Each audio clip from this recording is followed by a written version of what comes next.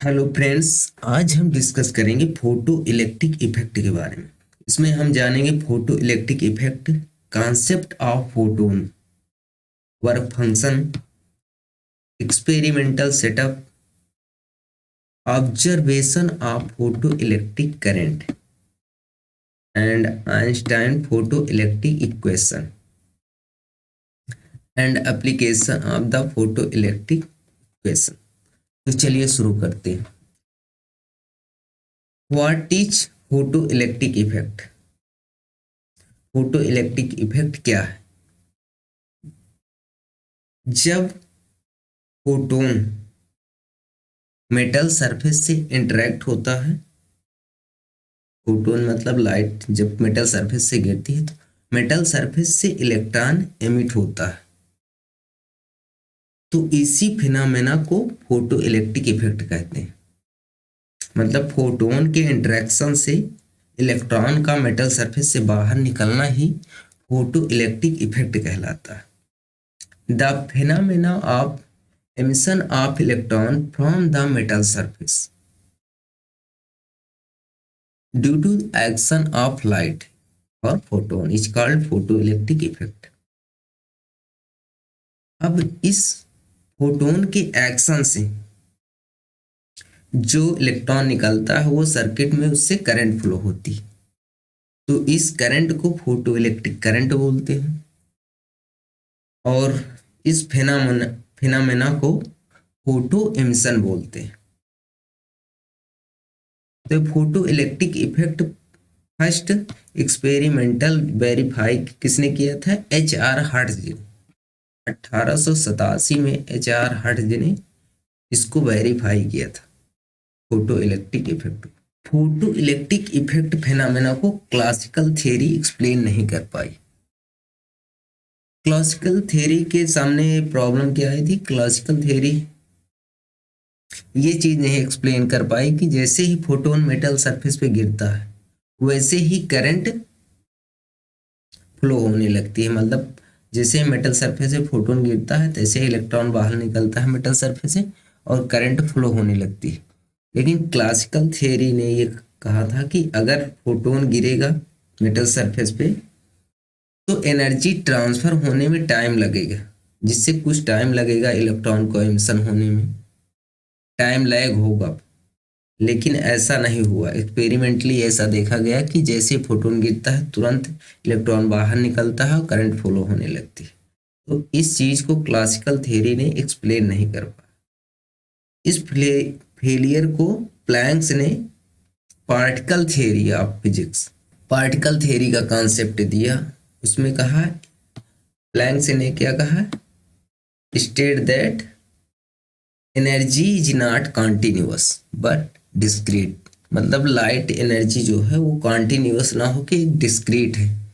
एक फोटोन की एक क्वांटाइज्ड एनर्जी है, एक क्वांटाइज्ड एनर्जी है। जब वो मेटल सरफेस पे गिरता है तो वो क्वांटाइज्ड एनर्जी जो है इलेक्ट्रॉन को दे देता है, जिससे इलेक्ट्रॉन एक्साइट होके एटम से बाहर निकल जाता है और फ्री होके मूव करने लगता है, जिसे फोटो इलेक्ट्रॉन बोलते हैं। तो वो क्वांटाइज एनर्जी कितनी हुई? H new. एच क्या है? प्लैंक कांस्टेंट है और न्यू उसकी फ्रीक्वेंसी है। अगर किसी भी लाइट की फ्रीक्वेंसी अगर न्यू है तो उसकी एनर्जी जो है जो क्वांटाइज्ड होगी, हर एक क्वांटा की एनर्जी एच न्यू होगी और उसी एक क्वांटा को फोटोन बोलते हैं। तो प्लैंक्स ने कहा था radiation energy is quantized in photo electric effect. Photo electric effect में one photon is completely absorb by one electron. मतलब फोटो इलेक्ट्रिक इफेक्ट में एक फोटोन को कंप्लीटली एब्जॉर्ब कर लेता है एक इलेक्ट्रॉन, और एब्जॉर्ब करने के बाद वो हायर एनर्जी स्टेट में चला जाता है, जिससे एटम से बाहर निकलता है और फ्री होके करंट के फॉर्म में मूव करने लगता है। वर्क फंक्शन क्या है कि जितनी एनर्जी रिक्वायर हो एक एटम से इलेक्ट्रॉन को बाहर निकालने के लिए, उसे ही वर्क फंक्शन कहते हैं। The minimum energy required to pull out the electron from the metal surface. मतलब मिनिमम एनर्जी कितनी रिक्वायर होगी कि एक एटम से इलेक्ट्रॉन को बाहर निकालने के लिए, वही work function characteristic of metal है, मेटल की प्रॉपर्टी है, क्योंकि हर एक एलिमेंट के इलेक्ट्रॉन को बाहर निकालने के लिए अलग अलग एनर्जी की जरूरत पड़ेगी। किसी को ज़्यादा एनर्जी की ज़रूरत है, किसी को कम ही एनर्जी देने पे वो इलेक्ट्रॉन उसके बाहर निकल जाएंगे एक्साइट होकर। तो वर्क फंक्शन जो है प्रॉपर्टी ऑफ मेटल है कि एक मेटल की यूनिक जो है उसका वर्क फंक्शन होगा, किसी दो मेटल का वर्क फंक्शन सेम नहीं होगा। वर्क फंक्शन की यूनिट क्या है? Electron volt, and 1 electron volt is equal to 1.6 into 10⁻19 joule के बराबर होता है। एंड वर्क फंक्शन जैसे सीजीएम का वर्क फंक्शन 1.9 है, वहीं पोटेशियम का 2.2 है, सोडियम का 2.3। फिगर में हम आसानी से समझ सकते हैं कैसे फोटोन आया और एनर्जी ट्रांसफर किया इलेक्ट्रॉन को। जैसे एनर्जी इलेक्ट्रॉन को ट्रांसफर किया, वैसे इलेक्ट्रॉन एक्साइट होके हायर स्टेट में चला गया और एटम से बाहर निकल गया और फ्रीली मूव करने लगा। तो एक्सपेरिमेंटली हर्ट्ज ने ये प्रूव किया था कैसे इलेक्ट्रॉन कैथोड प्लेट पे गिर रहा, उसके बाद इलेक्ट्रॉन एक्साइट होकर बाहर निकला की तरफ, मतलब एनोड की तरफ मूव किया। तो हर्ट्ज का एक्सपेरिमेंटल सेटअप है जिसपे उन्होंने प्रूव किया था कि फोटोन के एक्शन से कैसे इलेक्ट्रॉन बाहर निकलता। तो इस एक्सपेरिमेंटल सेटअप में क्या क्या ऑब्जर्व किया था हर्ट्ज जी ने, उसके बारे में हम डिस्कस करते हैं। तो पहली चीज ऑब्जर्व क्या की थी हर्ट्ज ने कि जैसे ही फोटोन मेटल सरफेस पे गिरता है वैसे ही इलेक्ट्रॉन मेटल सरफेस से बाहर निकलता है, मतलब उनके बीच का जो टाइम लैग होता है लेस देन कितने सेकंड होता है? 3 × 10⁻⁹ सेकंड से भी लेस होता है, मतलब टाइम लैग बहुत ही मिनिमम होता है। दूसरी क्या चीज ऑब्जर्व की थी? The minimum frequency of light required to the ejection of electron, मतलब एक मिनिमम फ्रीक्वेंसी की जरूरत होगी उस इलेक्ट्रॉन को एमिट कराने के लिए, क्योंकि अगर उससे कम फ्रीक्वेंसी की लाइट अगर हम मेटल सरफेस पे गिराएंगे तो वो इलेक्ट्रॉन का एमिशन नहीं होगा, और उसी फ्रीक्वेंसी को ही थ्रेशोल्ड फ्रीक्वेंसी बोलते हैं कि एक मिनिमम फ्रीक्वेंसी होनी चाहिए कि उसके ऊपर ही अगर फ्रीक्वेंसी की लाइट को अगर मेटल सरफेस से इंटरेक्शन होगा तभी जो है इलेक्ट्रॉन का एमिशन होगा, उससे नीचे की फ्रीक्वेंसी से इलेक्ट्रॉन का एमिशन नहीं होगा। और इसी थ्रेशोल्ड फ्रीक्वेंसी को ही एस से अगर हम मल्टीप्लाई कर देते हैं प्लैंक कांस्टेंट से तो ये हो जाता है हमारा work function W = h²। Threshold frequency पता है तो हम कट ऑफ वेवलेंथ उससे कैलकुलेट कर सकते हैं, लैम्डा C = C/μ0 या hc/W वर्क फंक्शन के फॉर्म में, C velocity of light in vacuum. अब काइनेटिक एनर्जी ऑफ फोटोन, जब photon kinetic energy of photo electron, मतलब इलेक्ट्रॉन अगर बाहर निकलेगा मेटल सरफेस से तो उसकी काइनेटिक एनर्जी कितनी होगी? तो काइनेटिक एनर्जी क्या होगी? जब फोटोन मेटल सरफेस से इंटरेक्ट हो तो कुछ एनर्जी तो उसे इलेक्ट्रॉन को बाहर निकलने में ही खर्च हो गई, और जो एनर्जी बची वो इलेक्ट्रॉन की काइनेटिक एनर्जी होगी। तो kinetic energy of photo electron is independent on the light intensity, मतलब लाइट की अगर हम इंटेंसिटी बढ़ाएंगे तो फोटो इलेक्ट्रॉन की एनर्जी पे कोई फर्क नहीं पड़ेगा, लेकिन अगर फ्रीक्वेंसी बढ़ाएंगे तो उसकी एनर्जी बढ़ेगी। जैसे जैसे लाइट की फ्रीक्वेंसी बढ़ाएंगे तो इमिटेड जो इलेक्ट्रॉन होगा उसकी हायर एनर्जी होगी।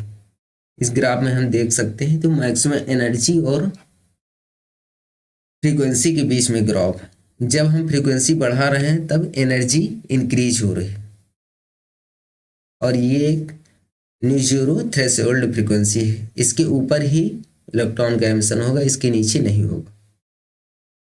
तो इलेक्ट्रॉन की काइनेटिक एनर्जी जो है वो फ्रीक्वेंसी पे डिपेंड करती है। सिर्फ हमें इतना इसमें समझना।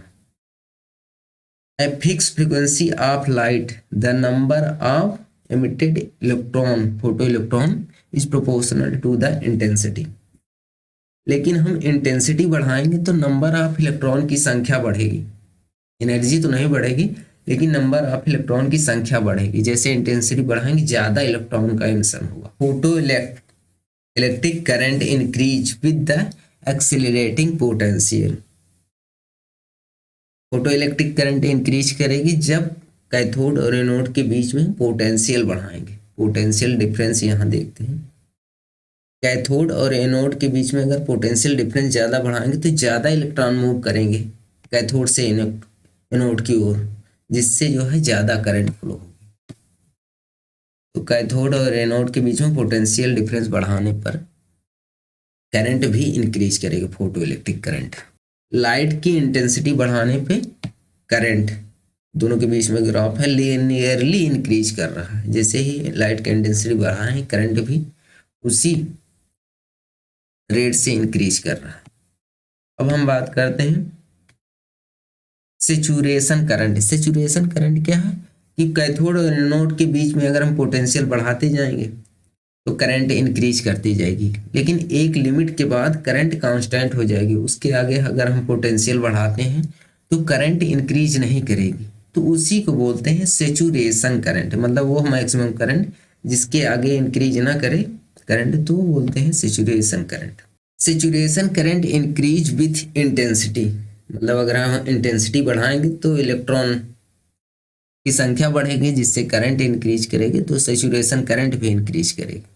लेकिन फ्रीक्वेंसी से सेचुरेशन करंट पे कोई फर्क नहीं पड़ेगा, क्योंकि फ्रीक्वेंसी बढ़ाने पर इलेक्ट्रॉन की एनर्जी बढ़ती है, इलेक्ट्रॉन की संख्या नहीं बढ़ती।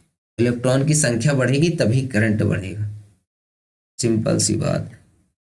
अब हम बात करेंगे स्टॉपिंग पोटेंशियल की। स्टॉपिंग पोटेंशियल क्या होता है, मतलब कैथोड और एनोड के बीच में अगर पोटेंशियल डिफरेंस रिवर्स डायरेक्शन में बढ़ाएं, तब मतलब निगेटिव करते जाएंगे तो इलेक्ट्रॉन एनोड इलेक्ट्रोड की तरफ मूव नहीं करेगा, क्योंकि वह उधर निगेटिव पोटेंशियल बढ़ेगा, क्योंकि इलेक्ट्रॉन भी निगेटिव चार्ज है और एनोड को भी हम निगेटिव कर रहे हैं, तो वो उस प्लेट की ओर अट्रैक्ट नहीं होगा, जिससे करंट धीरे धीरे डिक्रीज कर जाएगी।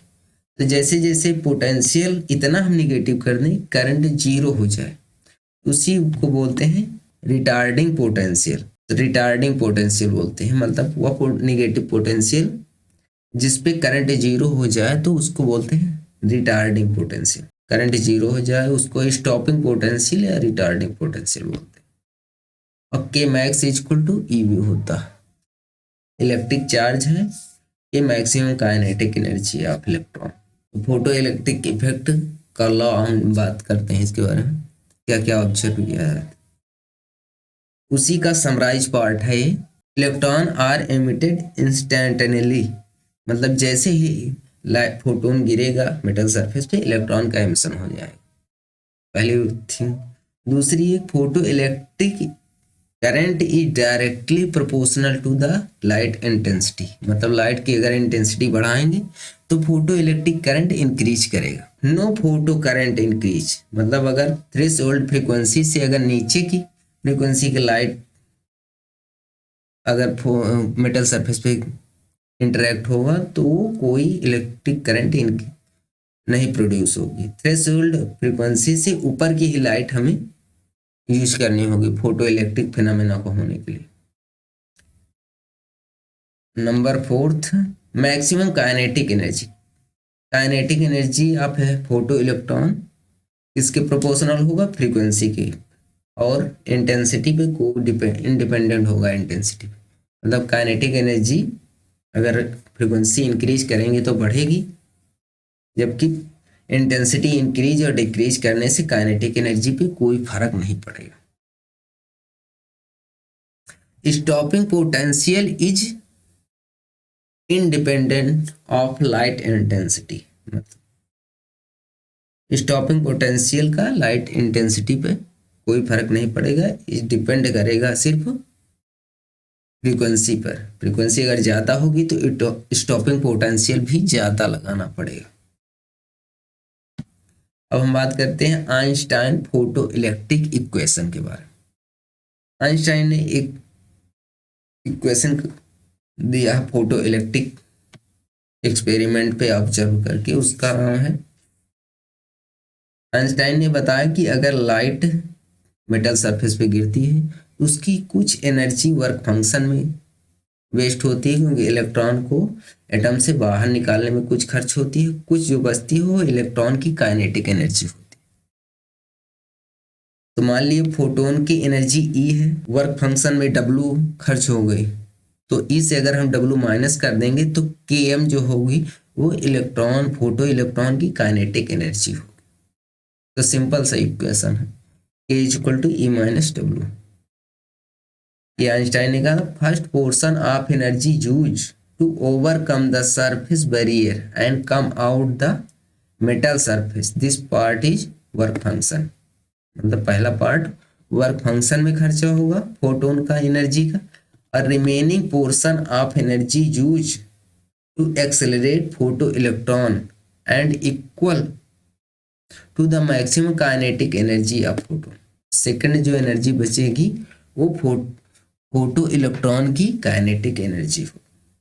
तो ये इक्वेशन आइंस्टाइन का, K M equal to E minus W, K photon की काइनेटिक एनर्जी है, फोटो इलेक्ट्रॉन की काइनेटिक एनर्जी है, ई फोटोन की एनर्जी है, और माइनस डब्लू जो है work function.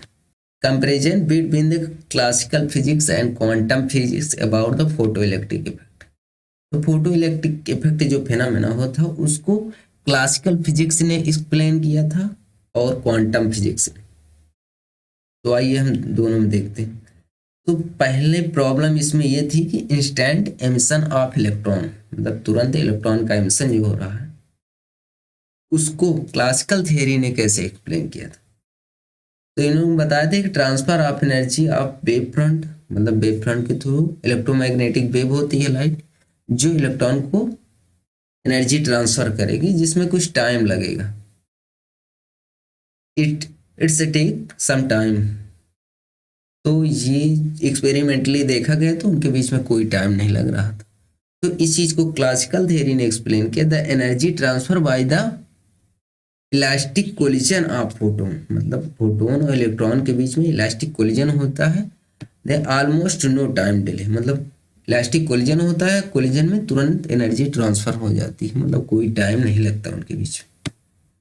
Concept of threshold frequency, मतलब थ्रेशोल्ड ने ये बताया था ना एक्सपेरिमेंटली कि अगर मिनिमम एक फ्रीक्वेंसी होगी किसी मेटल की, उसके